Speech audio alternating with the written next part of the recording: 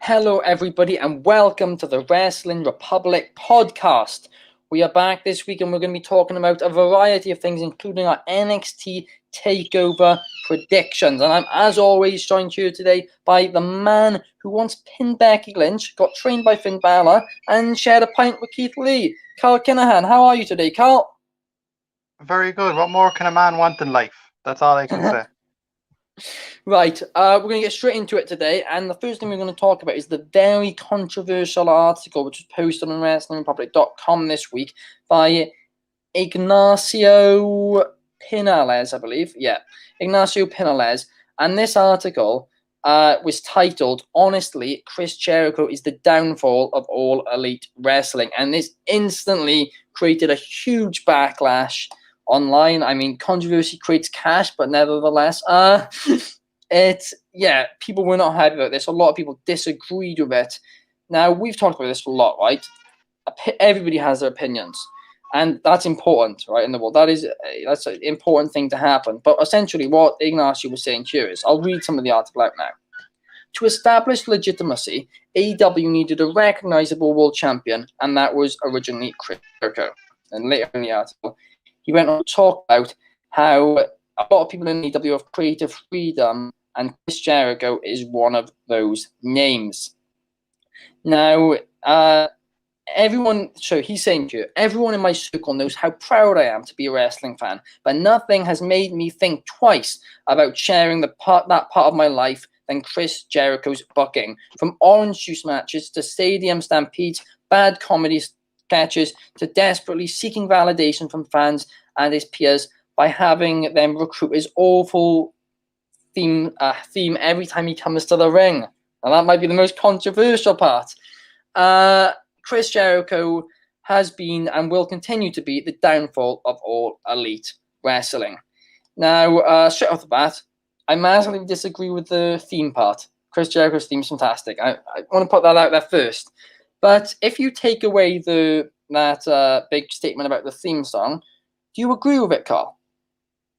100% no. I think Chris Jericho is definitely a big part of bringing in older generation to AEW, and I think arguably him being the first champion end up a very successful reign because it sparked a good run in Jon Moxley, and I think Jericho has elevated every person he's had a feud with. He has elevated them, bar Cody. I think Cody elevated Jericho in a sense, but no, I do think Jericho. You need established stars in there to make a new roster. You can't have a Jungle Boy without a Jericho, because I remember Jungle Boy had a excellent match, a TV match with Jericho last year, and that kind of was the start of this epic run Jungle Boy's on now. So in order to get AEW's new crop of talent over, you need a Jericho, you need a Moxley, and etc.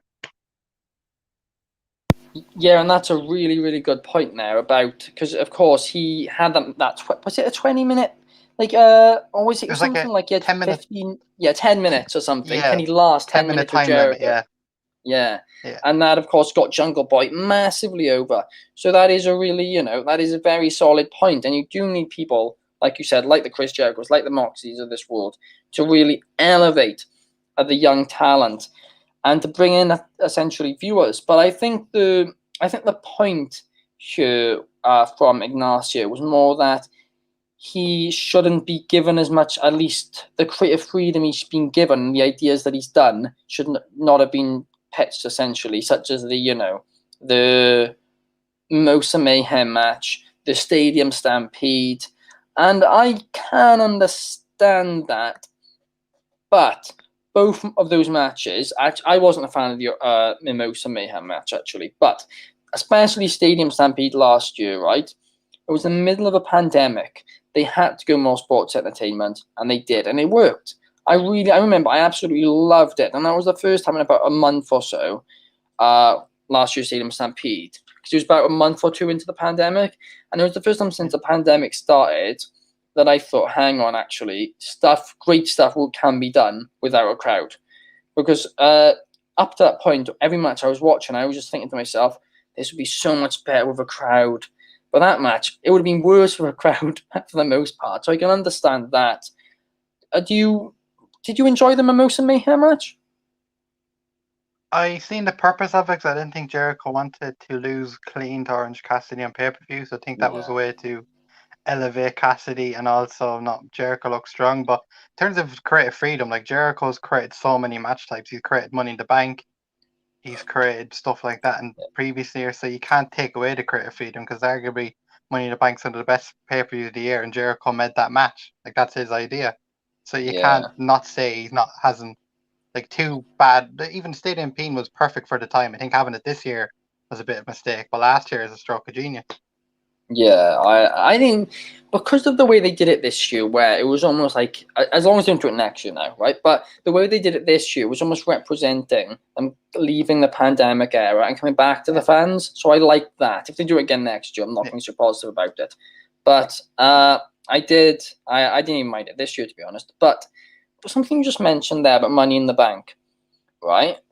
WWE have not done it well over the last few years, unfortunately. And it used to be, right, my favorite pay-per-view, or one of my favorite matches of the year, right? Yeah. Because even when the pay-per-view was around, up until 2017, it was probably my favorite pay-per-view every year. I mean, it felt prestigious as well. I just remember the excitement around the time of the Money in the Bank pay-per-view in 2016, and of course Dean Ambrose won it in the end, and then cashed in and all. It was such a great feud between the Shield then. But a feud like that, AEW would undoubtedly do better than WWE currently would with something like Money in the Bank. But so would you like to see Money in the Bank come to AEW, obviously under another name, or do you think it just doesn't suit their entire brand? It just doesn't suit. Like you can't steal match types either. It's just because then you're gonna have people say, "Oh, you robbed off WWE." But I think to do something similar with the casino ladder match, it's like a Royal Rumble style ladder match. But I'm not sure how the stipulation works if you can cash in time you want type of thing. But no, I think you're better off just sticking to your own ideas. But I do agree, AEW would like if Money Bank was in AEW, they would give it to a Jungle Boy rather than a Baron Corbin or a Braun Strowman who don't need it. Yeah. And of course, you just mentioned Braun Strowman. He's come out this week that he wants 5 figures for ND dates. And I don't want to say it's outrageous, right? Because it's not great. It is, but maybe he wants to keep himself as a big attraction. So I'm not going to completely shit all over that, because by doing that, unless he expects to earn a massive living off this, in which case he's not going to get that. But if he wants a couple of buckins a year or something, or he's hoping to get re-signed by WWE, within the next couple of years, then it's it's a good strategy for him. But if he's trying to earn a living now on the Indies, he's not going to get many dates. But somebody pointed out, and I don't actually know if this is true or not, but somebody pointed out in a comment section of a Burying Smarks page, I believe, that Kenny Omega was paid $50,000 to do an independent show a couple of years ago, which I presume was the new match against Phoenix. Yeah, the thing with Braun, I believe Braun's made his money in WWE for that $1 million contract, so he's kind of set for life. So I think the way he's saying it is, look, it's going to take a marginal amount of money to get me off my couch, because like we all know, Braun's not a wrestling fan. He does this for the money. Like he's not. That doesn't make him a bad dude. It's just some people like wrestling. Some people are just good at it. So I think Braun Strowman is just one of the people that's good at it. He doesn't want to wrestle to wrestle. He wants to make a few bucks. So like, obviously his price is going to be ridiculous high because he does it for the money. Yeah, and I don't blame him for that either, really. I think we spoke about this very briefly last week, but I can't see him going to AEW. I know people in AEW have heat with him. I know that for a fact. There was some previous tweets and stuff directed at the independent scene, actually. But I was thinking about this the other day. Do you think this possibly could go to Impact Wrestling? I don't know. Well, if he's looking for that kind of money, Impact aren't going to pay him that for every appearance. If that's just one appearance, No, no, God knows yeah, he's looking for a contract. You know what I mean? So yeah. I can't see Braun signing with any companies. Maybe an odd appearance in an AEW Casino Battle Royale or something, just for a big Mm. pop. Or I see him going back to doing strongman or something like that. Something he's passionate about. Yeah, perhaps. Yeah, I didn't think he could. I think he'd be booed in AW. I really do, because of that Possibly. fan base. He's obviously not been too kind to in the past. Impact, I feel like, could get away with it, and if I feel like Impact could offer him a contract, which is probably I don't know what their financial status currently is, right? But based on what they offered last year, I could definitely see him being offered a 250 to maybe 300,000 contract. Now they've signed a lot of people since then. That might not be the case any longer. But that's what it was like last year, right? With the type of contracts they were handing out. That's still above them all, but Braun's a bigger star, so on that level, it would be possible. But it's whether or not they still have that money and if he'd want to go. Now, the next thing I want to talk about was another article published on WrestlingPublic.com this week, which made the suggestion that WWE should end the brand split. And the main reasoning behind this is that they now don't have, they don't have enough stars. Essentially, they've released the majority of their roster. So if it's just one roster, then it costs them less money as well. It'll be a lot simpler for them to handle. And also, right, and this is something I wanted to quickly talk about. Never has wrestling, right? WWE have never gone up in viewership ever, right? Continuously gone up in viewership when a brand split has been in order, right? They've started going down as soon as SmackDown came about, right? That's when it started going down the views, and it was very, very slowly going down, right? It wasn't like overnight, oh bang, as soon as the brand split got introduced, but it started to go slowly down, and then in 2016, the viewership, right? Of course, it was still going down because of stuff like streaming and that, but it was estimated that the fan base of WWE was actually going up. And then as soon as they did the brand split, of course, there was tons of hype about it, right? And, there's no doubt in that there was a boom at the start. But then the exact same things happen, and look where wrestling is now. It's in a place, it's worse than it's ever been before, fan base wise. And my opinion on that could actually be the fact that when there's two brands, there's so many names, it's too hard for people to keep up with, right? Casual fans to keep up with. So by having one, brand across, one roster across two shows, it makes it a lot easier for fans, casual fans, to get invested into the product. And in that, that could actually save the product. But from a fan's point of view, who watches a lot of wrestling, I love the brand split because it gives everybody, the time they deserve. Well, it should. It doesn't always, but it should give everyone the time they deserve. And that's why I am a fan of that. But when you're looking at it in the big picture, I'm not sure if it is the right idea anymore. What are your thoughts, Carl? If you asked me this question at the start of the year, probably was a definite no. But after all the releases and stuff, I think I'm definitely more open to the idea because, I know Raw, like, there's probably arguably two stars in Raw, and that's Bobby and Drew, and they're getting stale, because they just keep facing each other every week. But I think I won't be against having the brand split end. They have since the brand split, the brand split first happened for the second time in 2016. It was Raw was fantastic.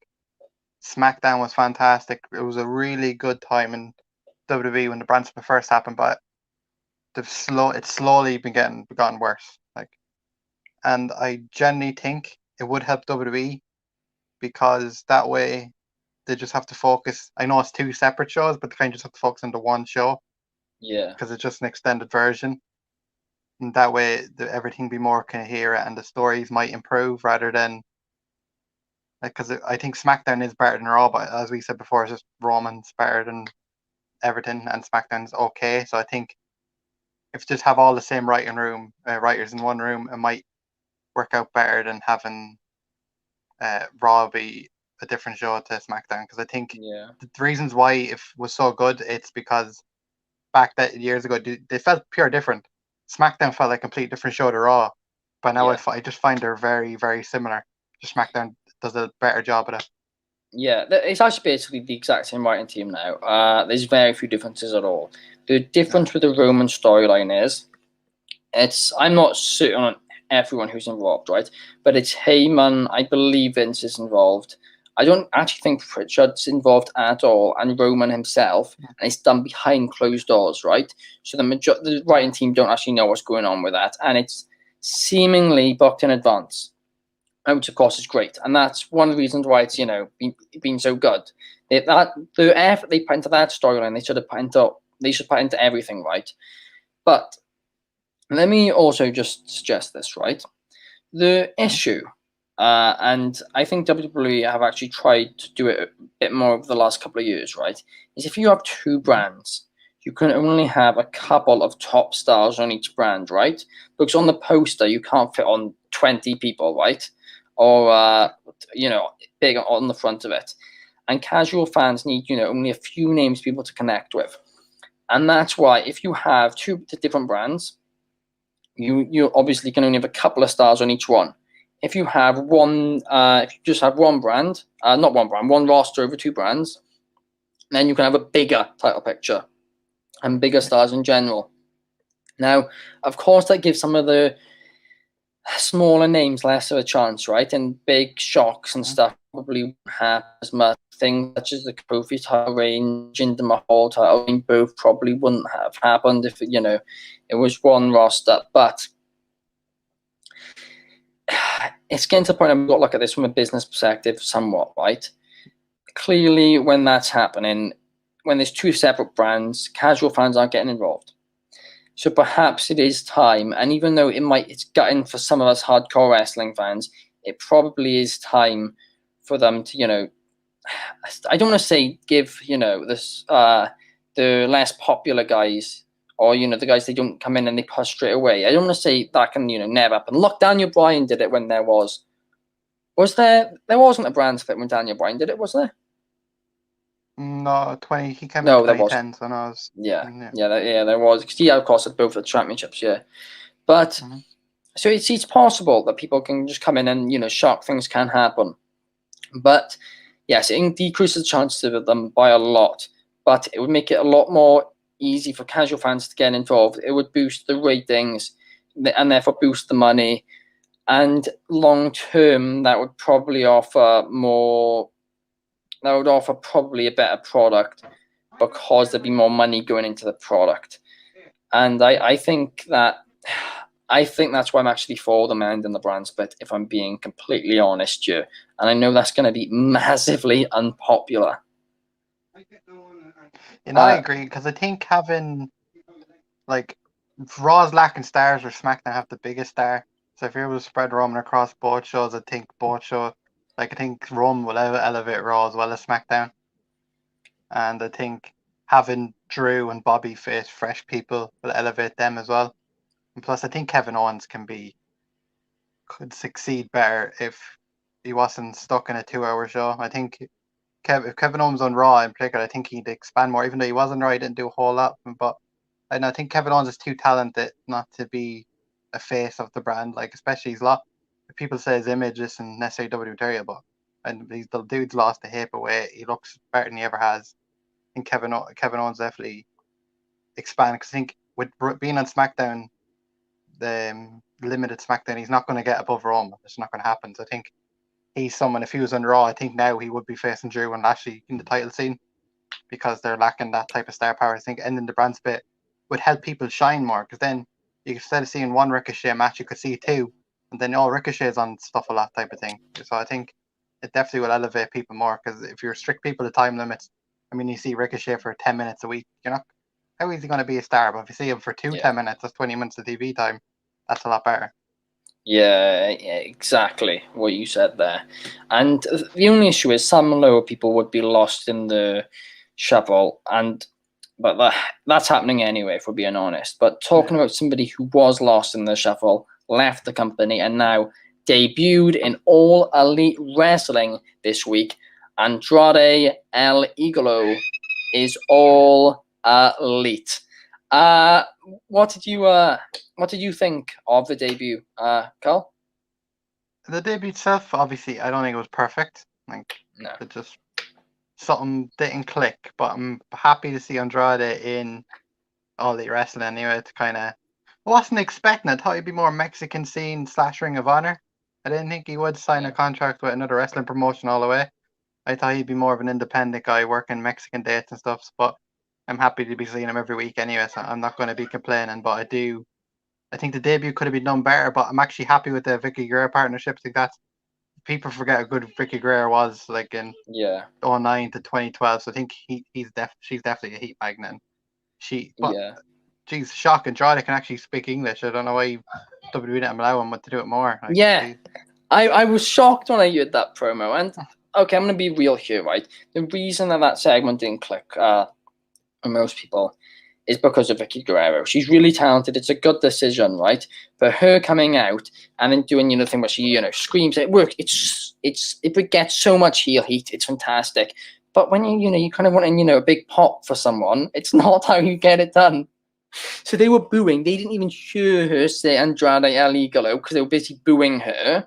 Then he comes out. Then they're like, "Whoa, what?" And then she starts talking and they start booing again. It's like, I mean, but no, I think the partnership is good as well. And even though I was hoping to see him with Zelina again, but still, I think that'll be good. And the good news is he'll almost definitely get a big push there because he's on big money there.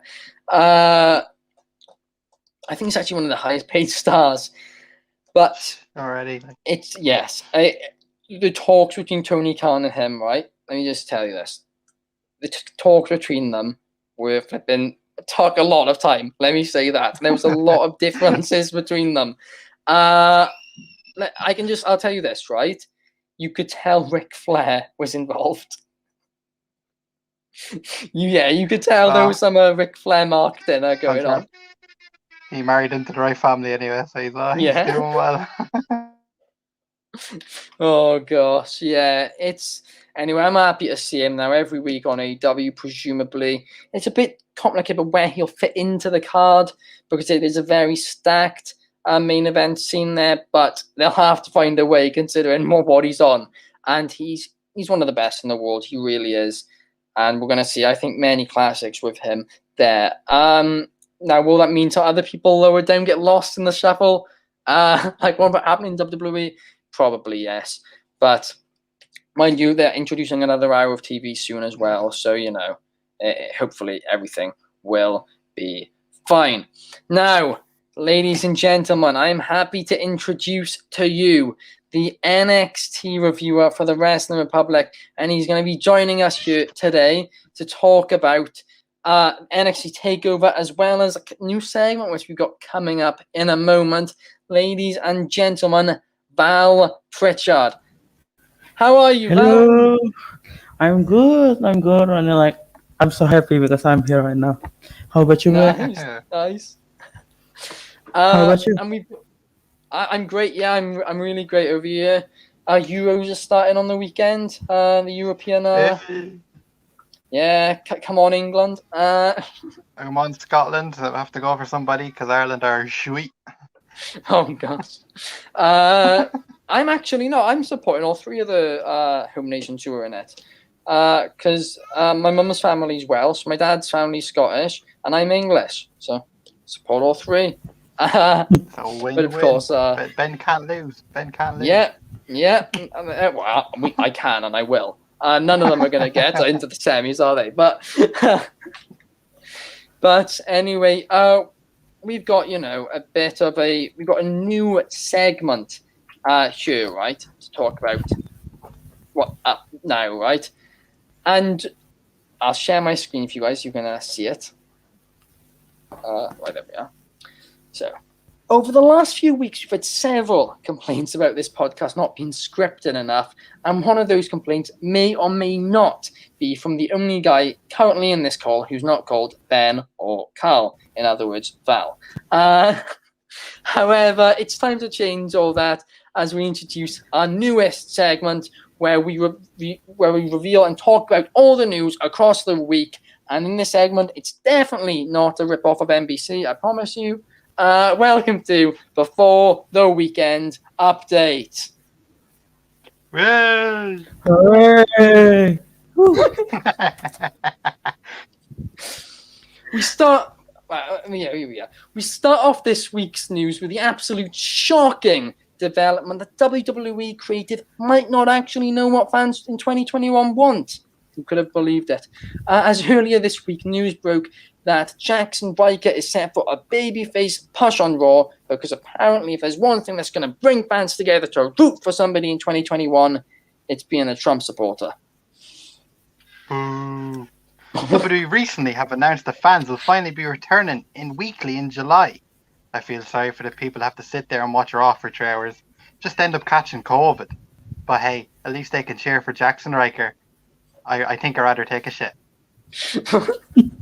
Also this week, after Will Ospreay to vacate the title due to injury just weeks after defeating Kota Ibushi for it in his first defense, Shingo Takagi defeated Kazuchika Okada to win the IWGP World. Oh no, now that I've won this title, I'm not going to make it to my second defense, and all the fans will turn on me, so please bring back the Intercontinental Heavyweight titles, but of course they won't, as Gato is booking this shit. Cursed Heavyweight Championship. But after the match, Judas challenged Kota Ibushi, but just bring back, separate the titles already. This past Friday's episode of AEW Dynamite received the worst rating in the history of their company. But don't worry guys, it's all about the key demo, which they also massively are down in. But hey, let's just hope Cody Rhodes solves this problem the same way he solved racism. On Tuesday night, Lio Rush sadly announced that he will be retiring from professional wrestling after suffering an injury at Double or Nothing. However, leaked footage from next week's episode of Being the Elite shows someone oiling the ropes before the Battle Royale. I guess that's what happens when you're truly not ready for. Meanwhile, I'm keeping up with the Tribal Chief. I mean, SmackDown Roman Reigns is still having family problems. Never mind Bad Bunny or Logan Paul. This needs Dr. Phil. That's it for this week's Before the Weekend Update. Want to see it again next week? Let us know below. But beware, if you comment anything negative, you will be blocked, as apparently you're not allowed an opinion on the internet these days. Right? I know all about that with me War Games opinion. People are mean, I tell you. You're still getting messages about it to this day. Emails. Fucking 3-page emails about why I'm wrong. Like, thanks. I appreciate that. Honestly, I honestly cannot believe how outraged people were from that. But anyway, now let's get on to the NXT Takeover predictions. And of course, it's a big weekend for wrestling because Kenny Omega will be defending the Impact Championship against Moose, and maybe Sami Callihan might get added as well on Saturday. But on Sunday, we have NXT Takeover. I'm still not a fan of these events being on a Sunday, to be honest. Yeah, bring Saturdays back. That was perfect. But anyway, let's go on to the first match straight away. Mercedes Martinez will be taking on Xia Li. Who do you guys think will win this match? I'll start with you, Val. First one, this is like a bad feud, like from the Mae Young Classic. And I don't know why they put this into the takeover. Like, why? There are many matches that could fit into this pay-per-view, And my prediction is maybe they want to push Xia Li, right? Yeah. Yeah. So maybe Xia Li with, I don't know, maybe a squash or maybe just a short match. Don't make it like 10 minutes or longer, Yeah. To be honest, though, there's only 5 matches on this takeover. Yeah. So I'm hoping it isn't a squash. I don't really care about that much, I don't really care. I literally could not care at all about this, to be honest. Mercedes Martinez is very, very, very talented. We haven't really seen Xia Li in a big, high-profile match like this before, so we'll see how she does. Who do you reckon is going to walk away with a victory, Carl? I think Xia Li definitely, because they're kind of building her up in NXT over the last however many weeks, and this whole Conjuring Looker and Mother is obviously going to come in at some stage. So I reckon she might make an appearance on Sunday, possibly for the big takeover. But I think Xia Li definitely gets the win. And PS has just commented, we talking NXT? We sure are. And Adria's pointed out there's a Stardom pay-per-view this weekend too. I didn't actually know about that, but I'll for sure be checking it out now that you've mentioned it. Now on to the next match. And I don't know why this became a ladder match. I really don't. It's two guys who you just wouldn't expect to be in a ladder match. They did a one-on-one ladder match last TakeOver, and it didn't really live up to the hype, if we're being honest. It was great, but it didn't really live up to the hype. And this time, the $1 million championship is on the line, and it is Cameron Grimes taking on LA Knight. Who do you reckon is walking away the winner, Val? I'm going with Cameron Grimes. To the moon. Yeah. And my opinion is this is the best NXT feud in 2021. The comedy, the comedy of it, and maybe both Grimes and both lose to Jake Atlas, right? And it sucks, but the story of it, they made them lose to show. I don't know how to explain it. Yeah. It's to make them more offer. Yeah. It really has been it's very funny, the feud. And I mean, Cameron Grimes, I didn't realize how young he was. Well, he's like 27, is he? Maybe a bit younger. I'm not even sure. I think it's younger. Yeah, I didn't know he was that young. And the guy is going to be a star on the main roster, I think. I even think with actually I forgot Vince hates his accent, doesn't he? But he's got charisma. I think he's perfect for that comedy role, and he's fantastic in the ring too. I hope he stays in NXT for as long as possible, because he's bringing a bit more of the sports entertainment style to NXT, which is probably good for network TV. And yeah, so I don't mind that at all. And Aaron, I said to you, LA Knight, I've never seen in a ladder match though. I almost certainly would have taken. He would have had one in Impact, but I can't remember it either. But do you agree then, Carl, that Cameron Grimes will walk up the winner? I do not. I think it will be LA Knight for the simple fact that he's lost so much. He needs a win. He's lost so much, and the man needs a win. And I think him having $1 million championship will bring more sympathy to Grimes, and that will make him a better babyface in the long term. Mm-hmm. That's what they should do. I don't know if they'll do it, but he's so good at LA Knight on the mic as well. He is just it's ridiculous how much charisma he has as well. And that's why I wish this feud went on a bit longer, just so the two could have had more face-to-face promos and that, because they are fantastic promos. Now, as you guys know, I don't actually watch NXT weekly, right? I don't. Mainly because it was a clash with AEW. So it used to be Val reviews NXT, I review AEW. And but I saw this the other day, right? And I couldn't get my head around it. Bronson Reed and MSK will be teaming up to take on Legado del Fantasma in a winner-takes-all match for the NXT Tag Team Championship and the North American Championship. Why?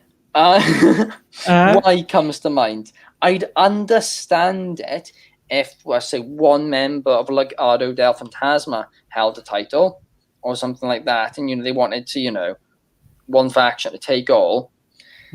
But why have they signed up to this match to brisk? Why have MSK, for example, or Bronson Reed? He holds a singles championship.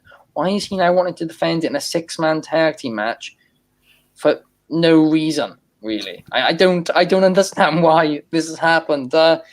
Val, do you have any insight into this? There's not really an interesting detail for this, but it's just Legado del Fantasma thing, They just want to team up and beat Bronson Reed, like what Gills and Anderson said. Hashtag beat Bronson Reed. Yeah. Yeah, yeah. Like Oh they just want all titles, Uh, yeah. and maybe I pick Legado del Fantasma to win. I don't know why. I Yeah. don't care about Bronson Reed. It's a stroke of genius, right? If you're Legado del Fantasma, they can get all the titles in one match. It's I don't understand it for a second. I hate winner takes all matches as it is. Never mind one where 2 different titles on the line. It's just But Carl, what's your thinking behind it? Do you reckon Legado del Fantasma will be walking out? I'll put just as much thinking into it as NXT did at that stipulation and said the babyface team will win. Yeah. And yeah, no, it's a bit, as you said, why would Bronson Reed, oh yeah, I'll defend my singles championship in a tag match and have one of these guys, there's my belt for me. It's stupid, it's silly. But Yeah. I don't even think, I'm not even excited for them. I don't know how great of a match it'll be, to be honest. It's another match I don't think it's takeover level at all. But moving on now, we have got Raquel Gonzalez, who's had a phenomenal 2021 so far, facing Ember Moon. And now this match could be actually very good. I'm excited for this one. Of course, Raquel Gonzalez, we talked about this before. She's been the most consistent women's competitor in the world this year. She's currently top of the women's performance rankings. And Ember Moon, we all know how great Ember is. We saw it in her last run. Again, it's not had too much build to it, this match as such. Of course, it started a couple of weeks ago.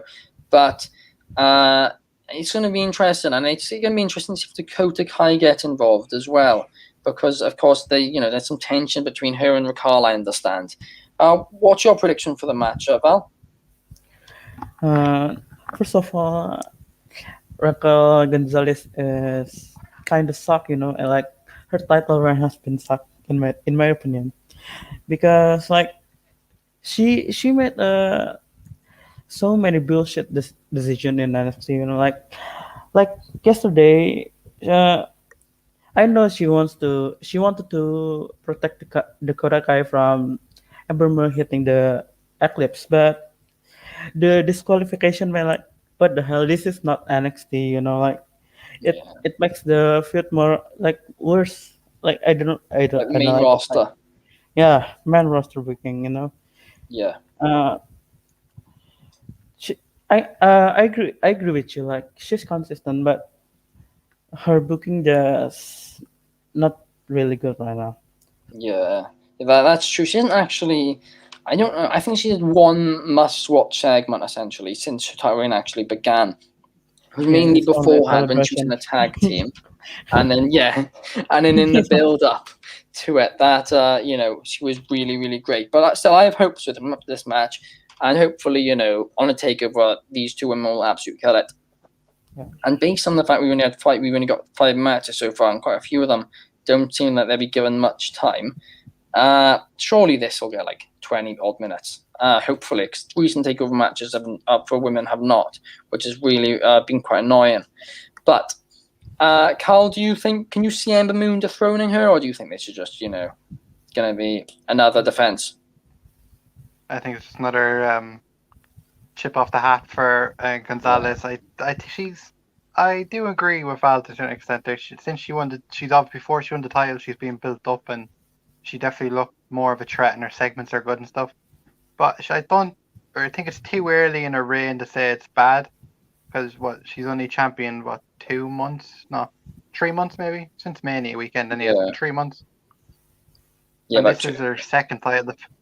This is her second title defense, I believe. I think she had a title match against Martinez on weekly television that was very, very good.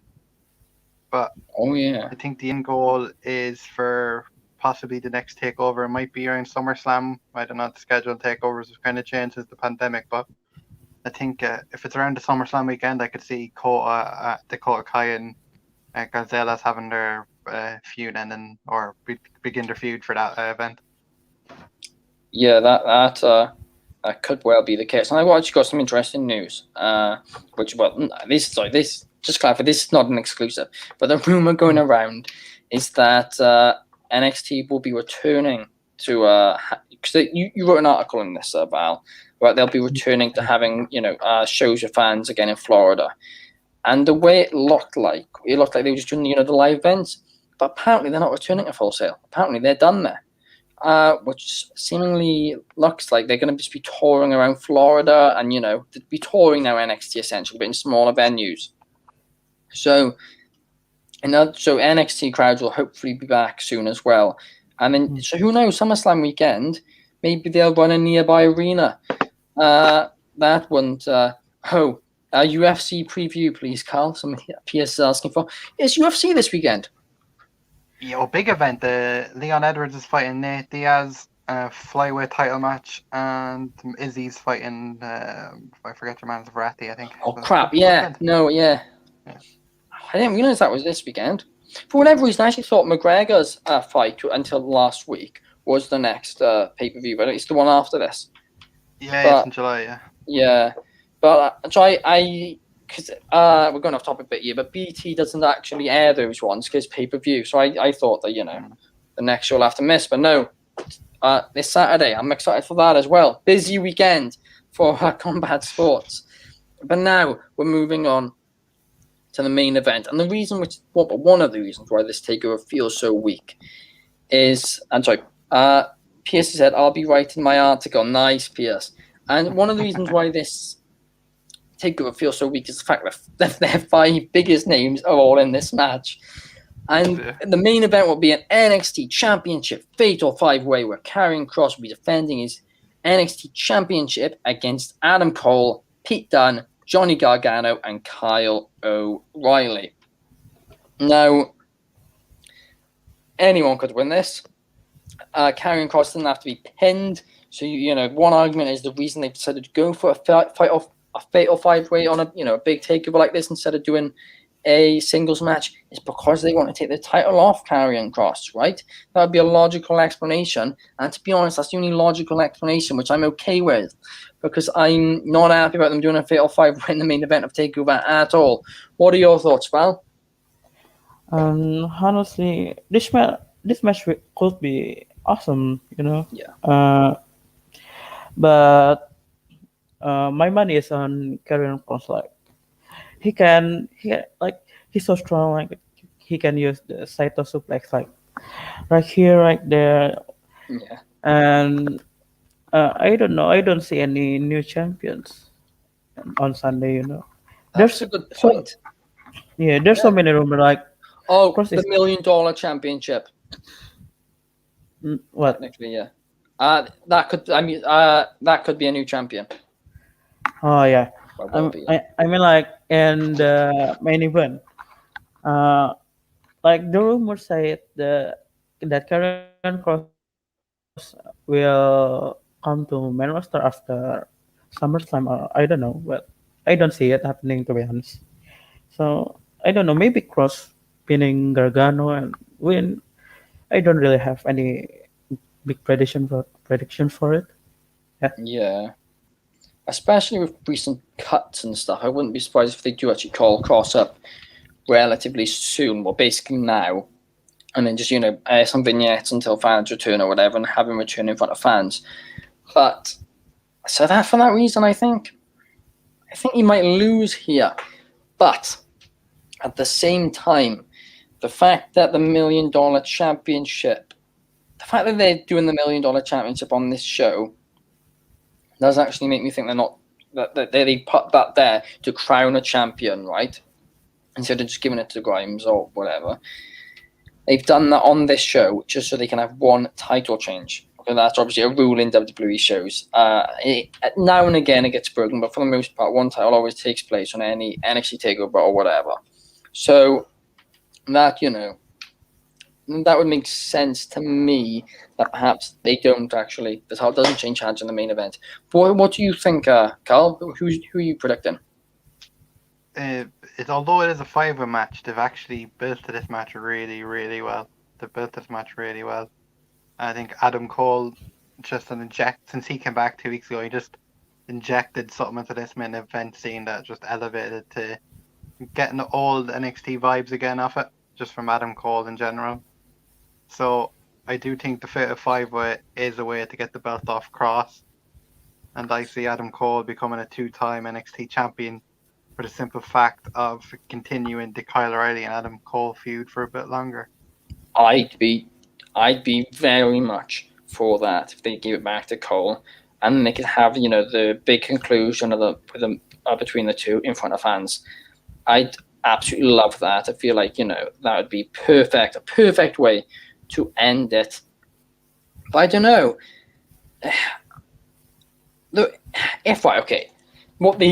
fact that they've done a Fatal 5-way, right? And the issue, I don't actually have an issue with them doing a Fatal 5-way. The fact that the rest of this, I'm just going to say, this TakeOver card is probably the weakest ever, right? There's about 2 matches on there which look like they could be good matches, or really good matches, TakeOver 11 matches. And them having this Fatal 5-way as part of their 5 best, competitors all in one match on a big show. So unless the plan is to take the title off Cross, I don't know why they did this at a TakeOver. I'll be kind of annoyed about it. But, so for that reason, I do hope it is Adam Cole, because that'd be perfect booking-wise. But I'm actually going to predict Karrion Kross. I don't think they're taking the title off him. So that is my prediction. Right. Thank you, everybody, for joining us today. Thank you, Val, for joining us. It's been a pleasure having you on. Yes. Thank you, Carl, as always, for joining us. Try not to get too drunk over the weekend with all these shows on. That's the only way I'm going to be able to watch them live, so I have to. So, there you go. Nice. Right. Thank you, everybody. We will see you next week.